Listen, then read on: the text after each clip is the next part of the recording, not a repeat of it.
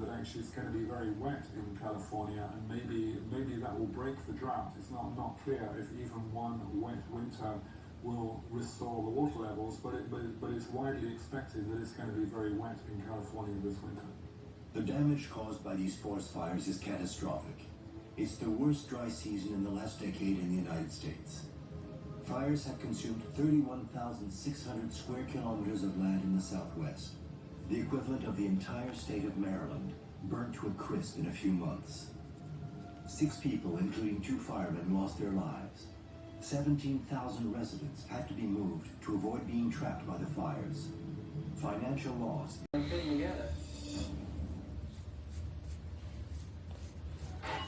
Since Kenny Smith was shot, Detective Sandy Rodriguez has been investigating leads about a prior attack on him. And Detective Tom Kulesa has finished processing Genova's crime scene. Now, Kulesa will work the crime scene of the second, possibly related shooting and search for evidence that can help solve the shooting of Kenny Smith. It appears through the evidence we found at the other scene that this shooting here, which happened an hour after that one, could be exactly the same house. Detectives believe that Kenny Smith's friends, Daniel and Devin Hall, are the sons of a victim of the second shooting, also named Hall. So it kind of looks like somebody was after these 2 guys for some reason, and found them last night. We have a bunch of bullet holes in the screen, a bunch of bullet holes in the door. Is this something where somebody's got vengeance for that whole group? So they shoot the guy in Medlock, then they go up to the Hall house and want to shoot the Hall brothers too? And here, and that one in the wall in there is Hall, it's stuck in the wood. To give you an idea of the trajectory, so you can get an idea of approximately where the guy was standing. It's sagging? So we definitely can trace exactly where they hit over here. 3 foot, 5. One of the things I really love about the investigations is the scene. There's been times I've been out there, it's 110 degrees and Phoenix 120 and you're sweating, you're tired, but you gotta give it your best shot. The family is relying on you. They're expecting you to do it right. They need you to do it right.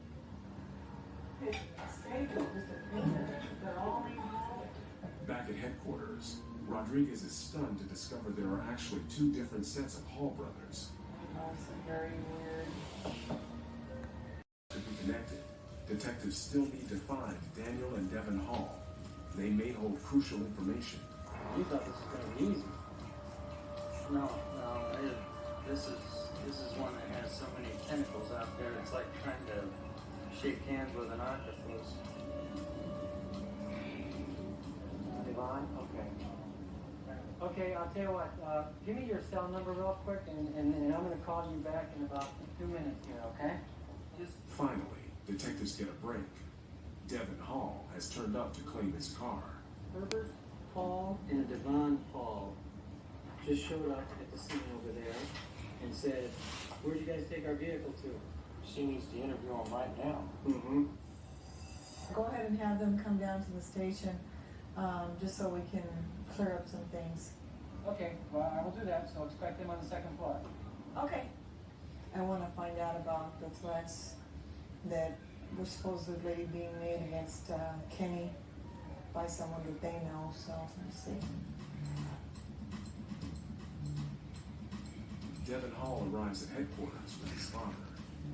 What were the circumstances? Because That's what we don't understand. They started shooting for no reason. We were all coming out to party, everybody's going home. Okay. He left my side, I told him to go leave my side, and I had to go feel something going on. Told him not to leave my side, got a shot to go off. I'm walking towards the car, and there he laying in the brick. And we're going to go on upstairs. Now, with the sun up, detectives can finally search for casings. This crime scene here is longer than normal. We brought up the metal detectors because there were no casings by the body. We wanted to check all front yards around that area to see if casings got moved somehow. Check the other yard. Evidence is not always where it was. right after the shooting. You have 200 and some partygoers who are fleeing the scene. Evidence such as casing may be kicked around. Supposedly, some of the shooting occurred up here, and we're not finding any casings up here. Even though there are no casings where Kenny was shot, detectives do find some all the way at the end of the block. So we're at two casings, a jacket, and a jacket, and that's where we're at so far. From this distance, I would think that if it was at this distance, it's a pretty lucky shot. Unless that person ran, how did they get shot over here? Very striking woman. He goes, I own that. I'm gonna get that. To Judy's friend Tamara, Aftonoff seemed controlling and arrogant. He was always ordering all the champagne, picking up the bill. I always had like 5 or 6 girls at his table. I was kind of worried if he was going to treat her right or not. But Brian and Judy quickly hit it off, and the two began dating. Within months, they were living together. Their roommate, Nick Carinas, says they all spent many late nights drinking and dancing. She loved to go out and loved to socialize. We all went out together. We drank like luscious. Judy would drink wine, but a lot of shooters. Brian was an inveterate party animal. Brian would take any drug, drink any booze, do anything he had to do to get his rocks off, so to speak. He was really not marriage material. But in the summer of 1993, Judy became pregnant, and that fall, she and Brian were married. Judy, who had dropped out of college, took a job at the department store Neiman Marcus. Brian's car lawn business was thriving. The couple soon moved to an affluent area of Phoenix called the Foothills, where expensive homes are tucked in along winding roads. In February 1994, their daughter Ricky was born. A year and a half later, their son, Nicholas. Home videos captured what appeared to be the happiness of those early years. But according to friends and family, the couple's relationship was strained from the beginning.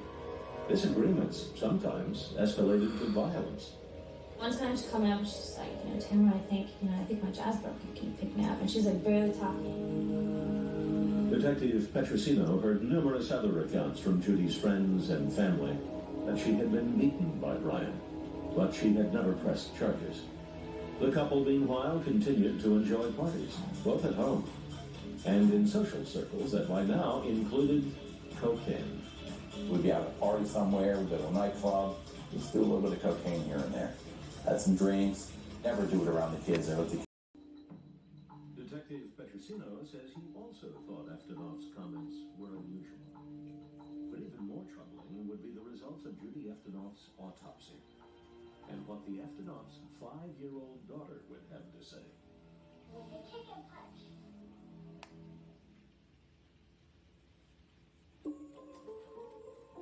In September 1999, just hours after the mysterious death of his wife, Judy, Brian Aftonoff was questioned by Phoenix police.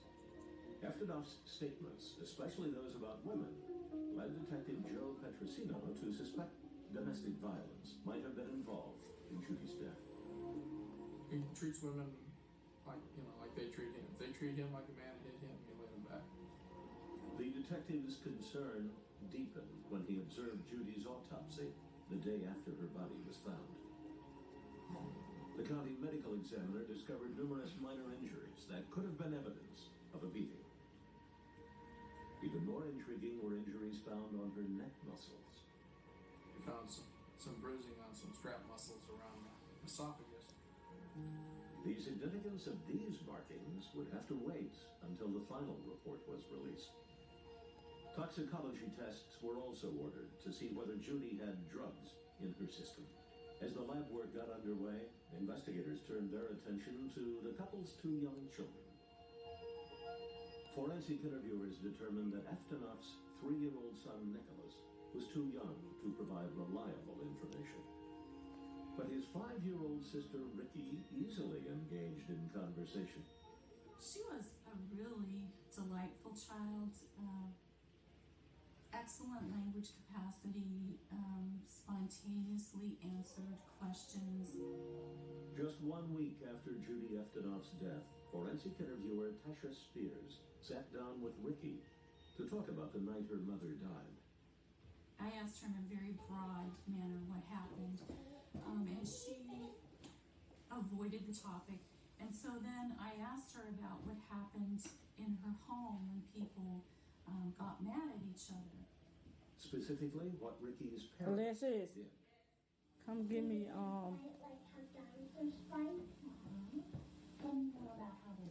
come give me a bobby pin out the drawer. Hurry up. The kick and punch. Kick and punch? Okay. Who does the kicking and punching? The mom does the kick. The mom does the kicking and the dad does the punching. Next, Spears had the girl draw a picture of her mom, a tool useful in sparking memories.